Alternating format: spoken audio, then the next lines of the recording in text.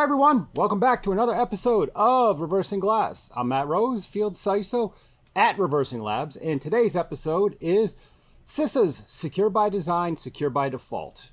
It's hard. It's a lot harder than we expected. Reason being is there's a little bit of an issue with the concept of by design or by default. This assumes, and I'm going to use a little graphical imagery here, that your applications, your software is a newborn baby. It's brand new. It has its life ahead of itself. It has not had any bad things happen to it. It hasn't been influenced by people or society, and I'm not getting on a soapbox, but this is not true.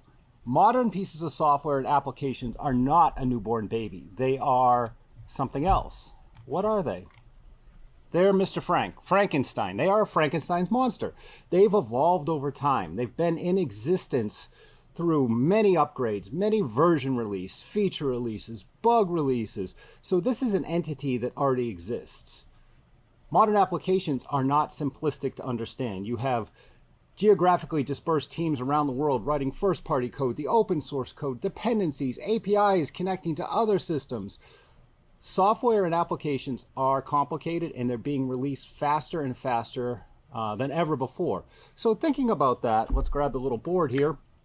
How can you design something, we'll do design to production, that is secure if it already exists? So going back in time and re-architecting a product, a little homework assignment thinking about the applications and the software you're using in your organization or you're creating for your customers, what version are you on? The versions are probably way up there, and with modern CI/CD processes, they're constantly changing. So to go back and re-architect something from the beginning is very difficult. It's not as easy as just saying sprinkle some magic security dust on this and now it's secure by default, secure by design. A little analogy I like to use here, and this is way off the reservation.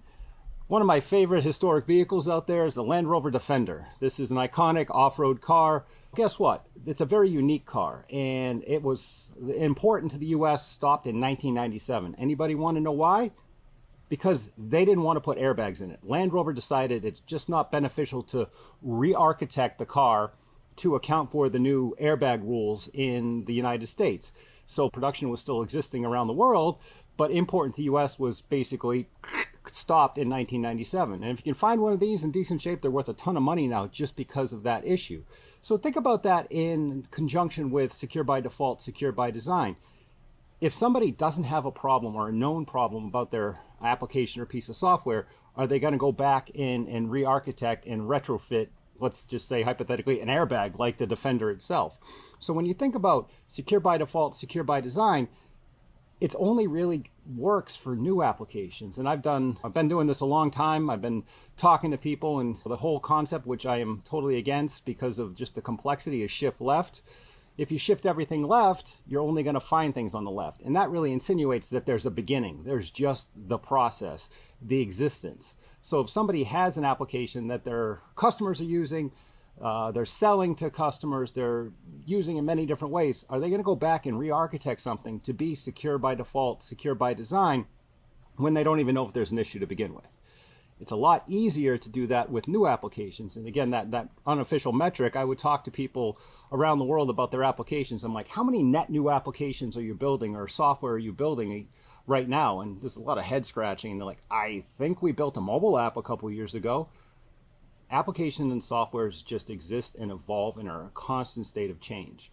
So to re-architect it from the beginning is very difficult, which is why secure by default, secure by design is great in concept, but very hard to execute in real life. I'm Matt Rose. Hope you enjoyed this episode.